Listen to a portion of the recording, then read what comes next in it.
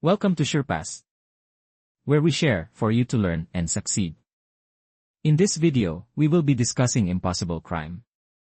Ano nga ba ang impossible crime? Impossible crime is an act which would be an offense against persons or property, were it not for the inherent impossibility of its accomplishment or on account of the employment of inadequate or ineffectual means. The essence of an impossible crime is the inherent impossibility of accomplishing the crime or the inherent impossibility of the means employed to bring about the crime. Para makonsider itong impossible crime, itong apat na requisites ay dapat mayroon. That the act performed would be an offense against person or property. That the act was done with evil intent. That its accomplishment is inherently impossible, or that the means employed are either inadequate or ineffectual, and that the act performed should not constitute a violation of another provision of the revised penal code. Let us discuss each of the requisites. First requisite, that the act performed would be an offense against person or property. Ano nga ba itong mga crimes against person o against property na tinutukoy natin? Crimes against person. The crimes against person includes destruction of life such as murder, parricide, infanticide, abortion, and physical injuries, duel and rape. Crimes against property. The crimes against property includes robbery, brigandage, theft, usurpation, culpable insolvency, swindling and other deceits, removal, sale, pledge of chattel, mortgage, arson and other crimes involving destructions, and malicious mischief. Supposed to be ito yung crime na nakomit ni offender, yun nga lang hindi kasi present yung tatlo pang requisite na i-discuss natin. Second requisite, that the act was done with evil intent. It only means na si offender ay may criminal intent to do the crime, intention niya talagang gawin yung crime. Kaya hindi included dito ang reckless imprudence, kasi sa reckless imprudence, walang criminal intent, criminal negligence lang.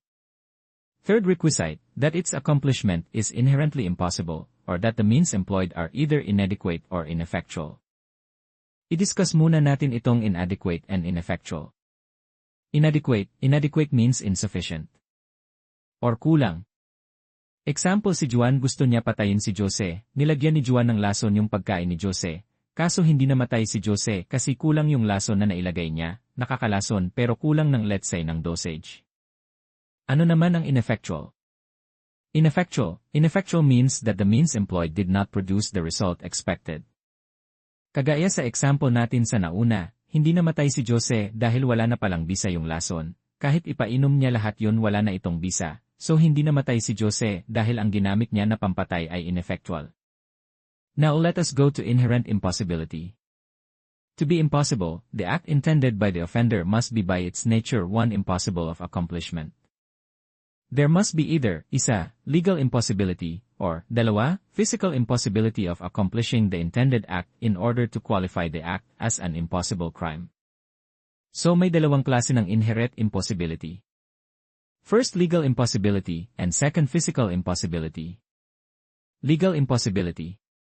Legal impossibility occurs where the intended acts, even if completed, would not amount to a crime. Example, the impossibility of killing the person already dead falls in this category. Factual or physical impossibility. Factual impossibility occurs when extraneous circumstances unknown to the actor or beyond his control prevent the consummation of the intended crime. Example, yung magnanakaw ay magnanakaw sana ng pera sa bag ni Maria, kaso nung dudukot na siya, wala pala laman ang bag ni Maria. Physically impossible ito kasi wala siyang nanakawin. Fourth or last requisite, that the act performed should not constitute a violation of another provision of the revised penal code. Balikan natin yung example natin kanina. Si Juan gusto niya patayin si Jose, nilagyan ni Juan ng lason yung pagkain ni Jose, kaso hindi namatay si Jose kasi kulang yung lason na nailagay niya, nakakalason pero kulang ng let's say ng dosage. This is impossible crime due to inadequate means. Or yung lason ay hindi na pala nakakalason, this is impossible crime due to ineffectual means. Paano kung hindi nga namatay si Jose pero sumakit naman ang tiyan niya, let's say na hospital siya, at nagstay siya sa hospital ng 10 days. Dito sa situation na to hindi na po ito impossible crime, dahil hindi na po present or wala na po yung fourth requisite ng impossible crime. Sa fourth requisite, sabi dito hindi na ito impossible crime kung yung ginawa ni offender ay may katumbas na paglabag sa ibang artikulo sa ating revised penal code, then hindi na po siya impossible crime kung anong artikulo ang nalabag niya. Unpo ang ikakaso sa kanya at hindi impossible crime. Sa example natin, dahil na-hospital na siya ng 10 days, ang possible crime na nakomit ni Juan ay less serious physical injuries at hindi impossible crime. Penalty of impossible crime. The penalty of impossible crime is arresto mayor, o pagkakakulong ng 1 month and 1 day to 6 months, or a fine equal to or more than 40,000 pesos. Thank you for watching. If you like this video, don't forget to share it and to subscribe.